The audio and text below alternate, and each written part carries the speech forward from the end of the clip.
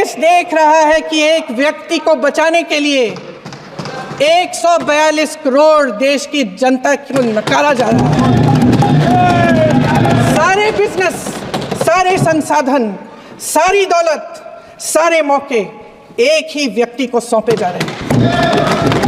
सारे बंदरगाह, एयरपोर्ट्स, सड़कें, रेलवे का काम, कारखाने, खदानें, सरकारी कंपनियां सिर्फ एक व्यक्ति को दी जा रही है।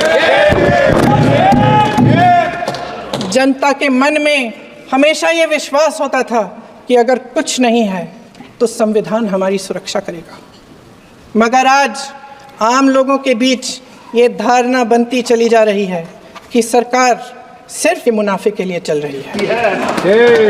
देश में बहुत तेजी से तैर बराबरी बढ़ रही है। जो गरीब है वो और गरीब हो रहा है, जो अमीर है वो और अमीर हो रहा है। इस सरकार ने आर्थिक न्याय की भी सुरक्षा कवच तोड़ दिया है। राजनीतिक न्याय की जब बात होती है, मेरे सत्ता पक्ष के साथी आज खड़े हुए और तमाम गिनती करने लग गए कि ऐसा हुआ वैसा हुआ, 1975 में जो हुआ, तो सीख लीजिए ना, आप भी सीख लीजिए।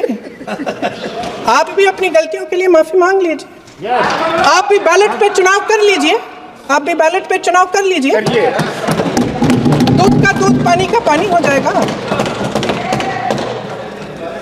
आप राजनीतिक न्याय की बात करते हैं।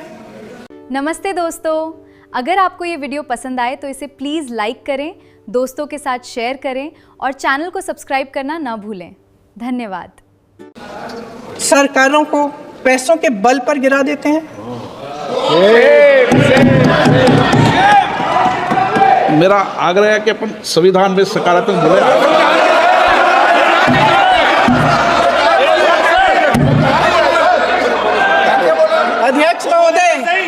अध्यक्ष महोदय, सत्ता पक्ष के हमारे साथी ने एक उदाहरण दिया उत्तर प्रदेश की सरकार का, तो मैं भी एक उदाहरण दे देती हूँ। महाराष्ट्र की सरकार का मैं भी एक उदाहरण दे देती हूँ। हिमाचल की सरकार को तोड़ने की कोशिश किसने की? पैसों के बल पे की। गोवा की सरकार, तमाम उदाहरण है। राजस्थान की। क्या ये सरकारें जनता ने नहीं चुनी थी? क्या संविधान इन पर लागू नहीं था? पूरी देश की जनता जानती है कि इनका, हंसती है, जानती है कि इनके यहाँ तो वॉशिंग मशीन है, तो यहाँ से वहाँ जाता है वो धुल जाता है। इस तरफ दाग, उस तरफ स्वच्छता। और मेरे कई ऐसे साथी हैं जो इस तरफ होते थे उस तरफ चले गए, मुझे दिख भी रहे हैं, वॉशिंग मशीन में शायद धुल गए हैं।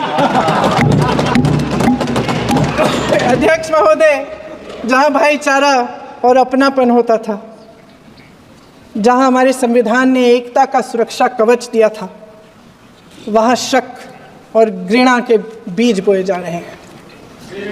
एकता का सुरक्षा कवच तोड़ा जा रहा है। प्रधानमंत्री जी यहाँ सदन में संविधान की किताब को यूं माथे से लगाते हैं, लेकिन संभल में, हाथरस में, मणिपुर में जब न्याय की गुहार आती है, उठती है, तो उनके माथे पे शिकन तक नहीं आता। शायद समझ नहीं पाए हैं कि भारत का संविधान संघ का विधान नहीं है।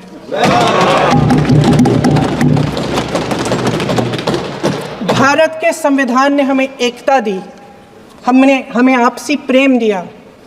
उस मोहब्बत की दुकान जिस पर आपको हंसी आती है, उसके साथ करोड़ों देशवासी चले। करोड़ों देशवासियों के दिल में एक दूसरे के लिए प्रेम है, घृणा नहीं है।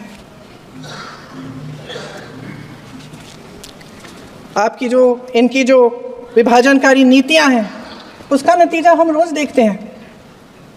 राजनीतिक फायदे के लिए संविधान को छोड़िए, देश की एकता को भी ये रख नहीं सकते, इसकी सुरक्षा नहीं कर सकते। हमने संभल में देखा, मणिपुर में देखा,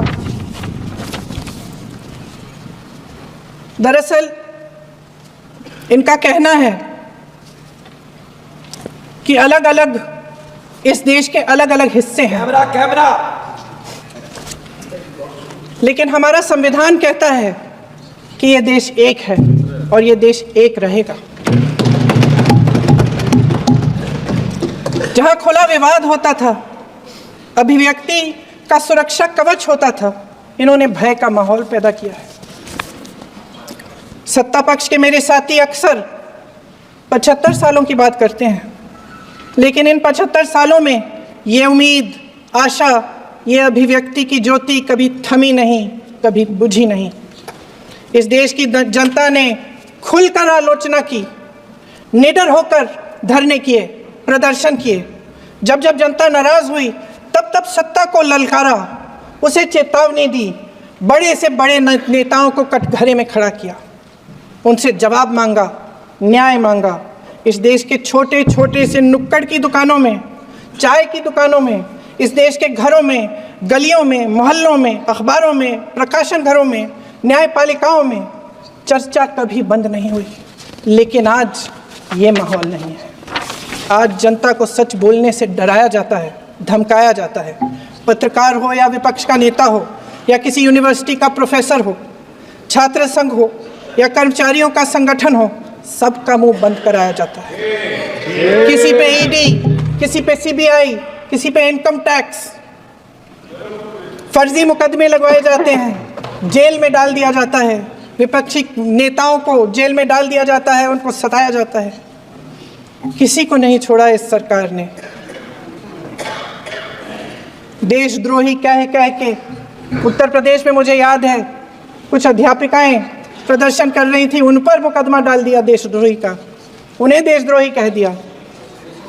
इन्होंने देश का पूरा माहौल भय से भर दिया है। इनकी मीडिया की मशीन झूठ फैलाती है, तरह तरह के आरोप लगाती है, और शायद वह भी भय में ही है। महोदय, मैं इस सदन को याद दिलाना चाहती हूँ कि ऐसा डर का माहौल देश में अंग्रेजों के राज में था।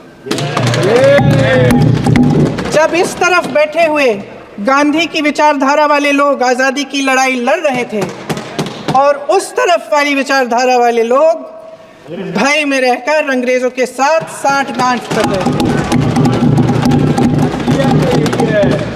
लेकिन अध्यक्ष महोदय, भय का भी अपना स्वभाव होता है। भय फैलाने वाले हमेशा भय का खुद शिकार बन जाते हैं। ये प्रकृति का नियम है। आज इनकी भी यही हालत हो गई है। भय फैलाने के इतने आदी हो गए हैं कि खुद भय में रहने वाले हैं। चर्चा से डरते हैं, आलोचना से घबराते हैं। कई दिनों से हम मांग रहे हैं कि चर्चा करिए, लेकिन चर्चा करने की हिम्मत ही नहीं है।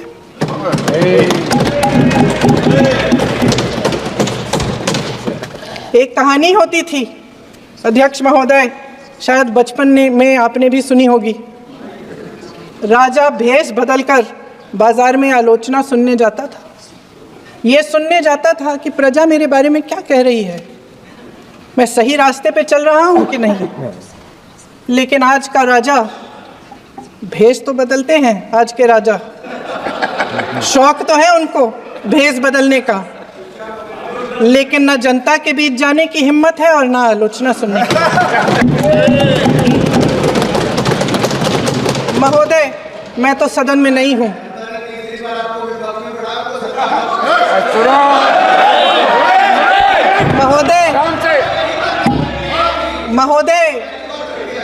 महोदय, जनता में बहुत विवेक है, ये सही है।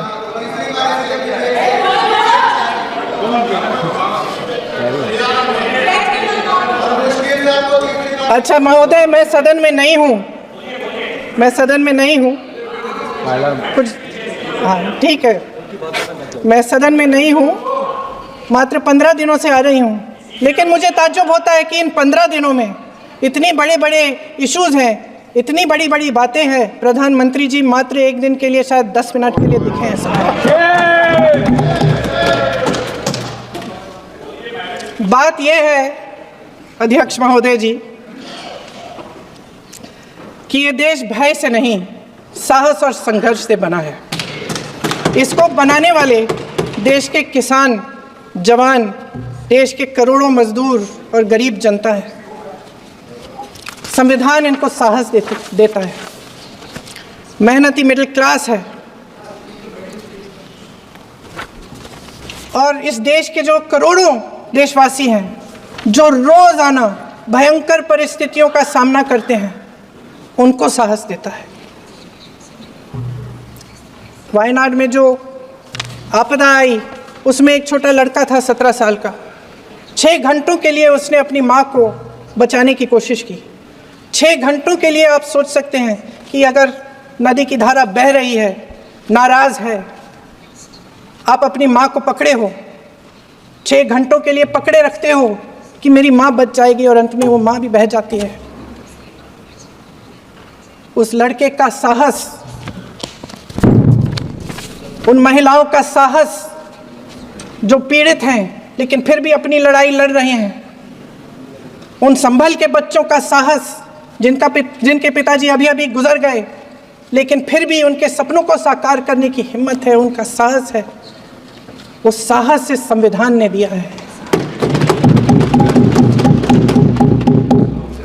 वो आत्मविश्वास इस संविधान ने दिया है।